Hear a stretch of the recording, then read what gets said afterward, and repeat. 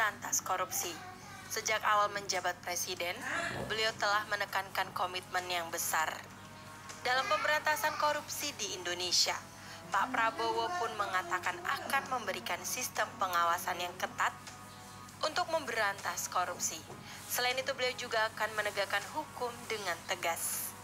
Dalam waktu 10 hari, jajaran penegak hukum berhasil membongkar berbagai kasus besar yang melibatkan korupsi di berbagai sektor dengan nilai kerugian negara mencapai triliunan rupiah.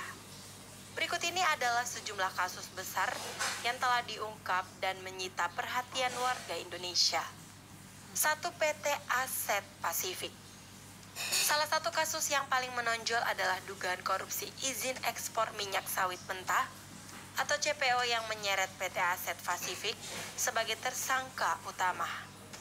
Kasus ini sendiri diperkirakan merugikan negara hingga 1 triliun rupiah hanya dalam periode 2021 hingga 2022. Kejaksaan Agung menggeledah dan menyita uang tunai hampir 1 triliunan rupiah dari kantor PT Aset Pasifik yang terlibat dalam kasus korupsi terkait, yaitu Duta Palma Group. Perusahaan ini diduga melakukan korupsi dalam proses izin ekspor CPO yang menyebabkan kerugian negara dalam skala besar. 2. Korupsi dana desa. Tidak hanya mengincar korupsi di tingkat tinggi, kasus dana desa pun tak luput dari pantauan. Kepala Desa dan Sekretaris Desa Talang Renah di Kabupaten Bengkulu Utara ditangkap atas dugaan korupsi dana desa senilai 780 juta rupiah yang seharusnya digunakan untuk pembangunan desa. 3. Kasus bebasnya Ronald Tanur. Kejaksaan Agung menetapkan 3 hakim dari Pengadilan Negeri Surabaya, pengacara Ronald Tanur, serta mantan pejabat Mahkamah Agung sebagai tersangka dalam kasus dugaan korupsi terkait vonis bebas Ronald Tanur, di mana proses hukum diduga telah disusupi suap senilai 20 miliar rupiah.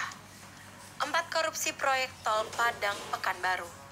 Sebanyak 12 pegawai ASN dari ATR BPN diciduk oleh Kejaksaan Tinggi Sumatera Barat atas dugaan korupsi dalam pengadaan lahan untuk pembangunan tol Padang Pekanbaru yang menyebabkan kerugian negara senilai 27 miliar rupiah. 5. PT Antam Tbk. Kasus besar lainnya menyeret PT Antam, di mana 6 tersangka ditetapkan atas dugaan produksi ilegal 109 ton logam mulia.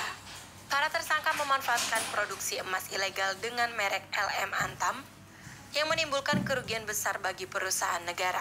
PT Antam diduga mengalami kerugian senilai 1,266 triliun rupiah akibat kasus rekayasa jual beli emas.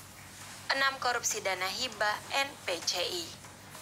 Anggota DPRD Solo Kevin Fabiano terjerat kasus dugaan korupsi dana hibah senilai 122 miliar rupiah dari NPCI atau National Paralympic Committee Indonesia. Kasus ini telah mengguncang publik, terutama mengingat dana hibah ini ditujukan untuk kepentingan olahraga internasional. 7. Kasus impor gula Tom Lembong. Mantan Menteri Perdagangan Thomas Trikasi Lembong atau Tom Lembong ditetapkan sebagai tersangka dalam kasus korupsi kebijakan impor gula pada tahun 2015. Kasus ini mengakibatkan kerugian negara mencapai 400 miliar rupiah.